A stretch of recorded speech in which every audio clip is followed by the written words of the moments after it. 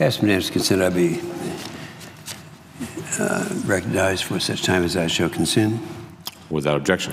This week's votes on, and not this week's, 5:30 today, the two votes are going to take place on the two CRAs, one by Senator Capito and one by Senator McConnell, as he just referred to.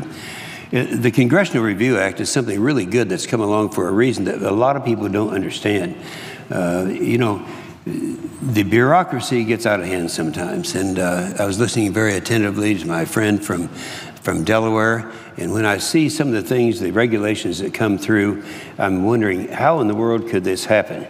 These are things that we have voted on over and over again. In the case of cap and trade, which is what we're talking about now, our first one was the McCain-Lieberman Act of 2002, and then again in 2005, and then the Warner-Lieberman Act of 2008, Waxman-Markey, which didn't even come to the Senate floor because they knew they didn't have the votes for it. Each one of these was rejected by the elected members of the United States Senate by a larger margin each year. Now, it's kind of interesting what this president has done. He's taken the things that the people don't want, and he said, well, if we can't do it through legislation, we'll do it through regulation. So we've seen this time and time again that he has followed this, and it's really going to come to a screeching halt this time because there's some things that are going on that people are not aware of. There are a lot of legal power problems with Obama's carbon rules, and especially its power plant. Right now, we have 27 states, 24 national trade associations, 37 rural electric co-ops, 10 major companies, 3 labor unions representing just under 1 million workers. They're now challenging the final rule in court. This chart shows you the states that are challenging the rule in court.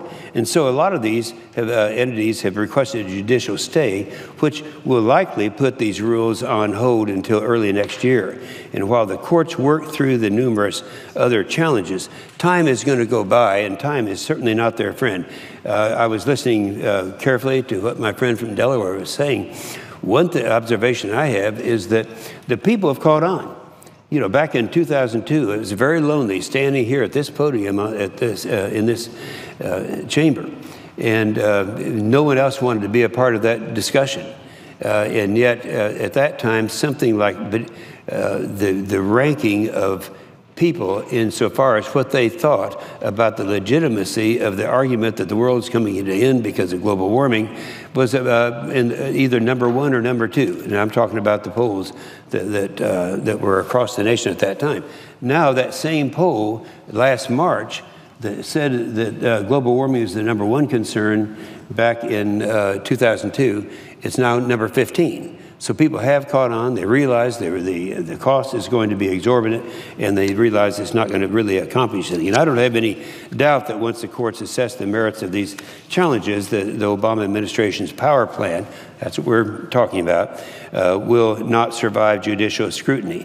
President Obama and the administration McCarthy are equally aware of their legal vulnerabilities, which is why Obama's agency deliberately slow-walked the publication process to try to prevent any CRAs or negative court rulings prior to Paris. Now, the Paris show, that it's already begun over there. It's going to get very active here in a matter of just a few days. Politico had an article that was just a week ago that reported that the administration has asked the D.C. Circuit to postpone decisions until after December 23rd. Now, what does that tell you?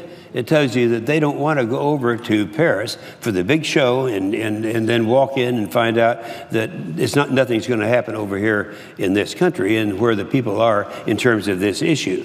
The agency's lack of legal authority is not only the reason for bipartisan opposition to the administration's carbon regulations. The president's power plan alone would cost $292 billion and result in double-digit electricity price increases in 40 states. Now, that's conservative because we have run tests. Actually, we have documentation from MIT, from many of the organizations, saying that the cost of this type of a cap and trade is somewhere in the range of between $300 and $400 billion a year. Now, the presiding officer and I are very concerned about the state of Oklahoma.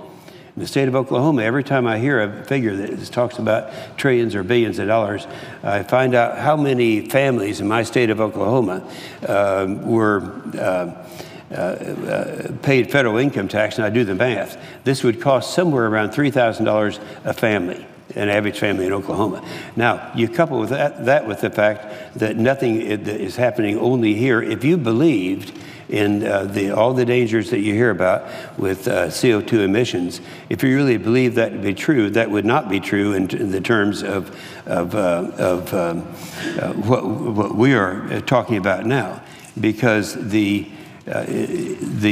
first administrator of the EPA that's appointed by President Obama, when asked the question, if we were to pass the regulations or pass the legislation on cap and trade, would this have the effect of reducing CO2 emissions worldwide? She said no, it wouldn't, because it would only affect the United States of America. And if that's the case, then it's not going to affect the other countries. In fact, you could carry it one step further. If we have very tight restrictions in this country where our manufacturing base is forced to go to other countries, then there are countries that don't have any emission requirements at all. It had the effect of increasing, not decreasing, the emissions. Now, we had a hearing in the committee that I chair, Environment and Public Works, and we had as one of the witnesses Harry Alford. Harry Alford is the president of the National Black Chamber of Commerce, and he talked about how this is any type of a cap and trade scheme is unfair to the very poor people. He estimated that the Obama power plan would result in an estimated job loss of nearly 200,000 jobs for Black Americans and more than 300,000 jobs for Hispanics. The increased energy costs undermine global competitiveness for America's small business and energy-intensive industries. So anyway, these companies will ultimately shut down here at home, where electricity bill becomes too unaffordable, and create jobs instead of our competitors like China. They're real anxious, by the way, I can remember talking to China at the various meetings, like the Paris meeting that's coming up the end of next month, and they're all just hoping that something will happen where we're going to restrict our manufacturing base, because they'll be the beneficiaries of that. So the EPA has consistently acknowledged this point. The former Lisa Jackson says that the U.S. action alone is not going to have any reduction. Administrative, the current one, by the way, her job didn't last too long after she made that statement. The current administrator, Gina McCarthy, testified that the president's power plan is not about pollution control, but rather about sending a signal to the rest of the world that the United States is serious about addressing global warming. So the minuscule benefits that might come would be hardly measurable to this country. And I'd lastly like to mention something that people don't talk about very often, and that is there's something good about this process that we have available to us as a CRA. That's Congressional Review Act.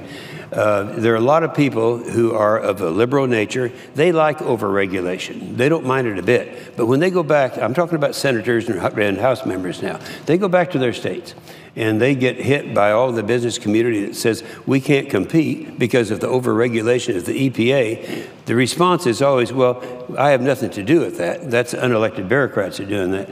But that's not true, because the CRA, and you guys need to carry this message back with you, the CRA is there so that a person cannot tell the people at home that he's opposed to regulations he's really supporting, because what's going to happen is, tonight, I can tell you right now, both of them are going to pass, but they're not going to pass by a 2/3 margin. And that means that they'll go to the House, they'll pass it, it'll go to the president's desk, and he'll veto it. Therefore, it's going to take 2/3 to override a veto. Now, it'll come back for a vote, and those individuals who have always rejoiced in not having to vote and getting on record are going to have to vote on it. So that's kind of a neat deal that's going to happen, and that's what we are, and you're here in on it right now. That reminds me a little bit of Copenhagen back in 2009. I remember so well that they were all going over there. That was back when the Democrats controlled the House and the Senate and the White House. And they made a real issue, and they put on quite a show over there. Obama went over, Pelosi went over, John Kerry went over, and they all talked about, to the 192 nations that were over there, we are going to pass cap and trade as legislation. This was 2009. And I went over at the very last of that conference and told them that they weren't telling the truth. We're not going to pass it. In fact, there aren't 30 votes in the United States Senate that would pass it at that time. And of course, that's what ended up to being the case. There was a real setback that happened 6 days ago. You may have noticed, Mr. President, that Secretary of State Kerry made the public statement that this would nothing would be binding on the United States that came out of Paris. Immediately, the president of France and all the others that were up there were outraged, saying that he must have been confused. They used the word confused. So right now, the big fight that's going on is not Republic or conservatives and liberals. It's between those participants who are all for restrictions on emissions. So that's what's going on now, and I think that the vote this afternoon is going to be very important, and I can assure anyone who wants to vote against this can go ahead and do it, but keep in mind, this is going to pass. It's going to be vetoed by the president. It's going to come back for a veto override, and everyone's going to be on record. Here it is, Mr. President. These are the states that are currently anticipating and in the process of putting together legal action to stop this outcome. So it's a very important vote this afternoon, and with that, I'll yield the floor and suggest the absence of a quorum. Clerk will call the roll.